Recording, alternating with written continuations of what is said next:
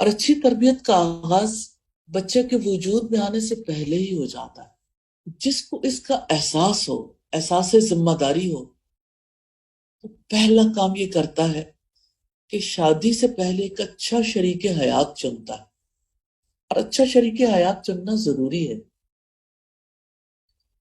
یہ بات بہت اہمیت کی حامل ہے۔ نبی صلی اللہ علیہ وسلم نے فرمایا، چار چیزیں جن کی بنیاد پر نکاح کیے جاتے ہیں: حسب نسب، مال جمال اور دینداری۔ تم دینداری کو ترجیح دینا۔ حسب نسب کی بنیاد پر نکاح ہو تو آپ پیرنٹنگ کا خواب بھی نہیں دیکھ سکتے، اچھی پیرنٹنگ کا، اپنی اولاد کی تربیت نہیں کر سکتے۔ آپ خواہ کتنے ہی دیندار ہو، آپ کا ساتھی اگر دیندار نہیں ہے تو ہمیشہ ایک کلیش والی فضا رہے گی، بچوں کو بھی ایک کلیش والا ماحول ملے گا۔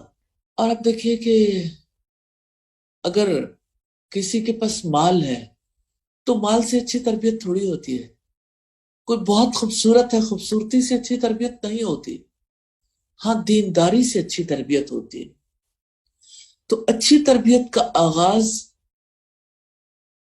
ماں اور باپ، شوہر اور بیوی دونوں کے دیندار ہونے سے ہوتا ہے، دونوں کے گاڈ فیئرنگ ہونے سے ہوتا ہے، جو اللہ سبحانہ و تعالیٰ سے ڈرنے والے ہوں، اس سے محبت کرنے والے ہوں، اس کے لیے مخلص ہوں، اخلاص کے ساتھ اس کی عبادت کرنے والے، جو اس پر ٹرسٹ کرنے والے، اسی پر توکل کرنے والے،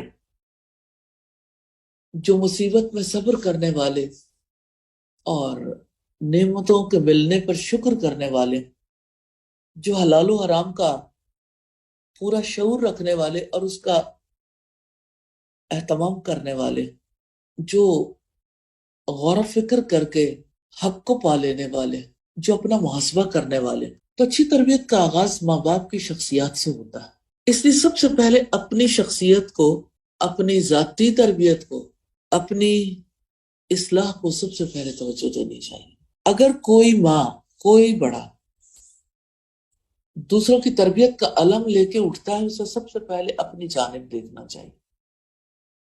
اور اس کے لیے چار بنیادی چیزیں۔ سب سے پہلا نالج کا ہونا، علم، پھر اس علم پر یقین ہے، ایمان ہے، پھر علم کے مطابق عمل ہے، پھر علم کے مطابق اپنی ذمہ داری کا احساس کہ مجھے جو پتا ہے، جو میرے علم میں ہے، جو میرے عمل میں ہے، جس کا مجھے یقین ہے، اس کو میں نے دوسروں تک پہنچانا۔ تو اگر کوئی اپنی ذمہ داری سمجھتا تو وہ اپنی اولاد تک بھی پہنچا لے گا۔ یہ ذمہ داری دعوت اللہ کی ہے۔ اگر کوئی اس ذمہ داری کو قبول نہیں کرتا تو وہ اپنی اولاد کو بھی حق کی دعوت نہیں دے سکتا۔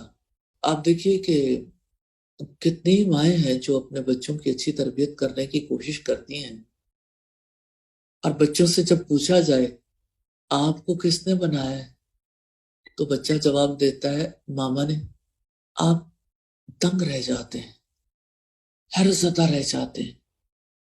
یہ کون سی تربیت ہے جو آج کی ماں کر رہی ہے؟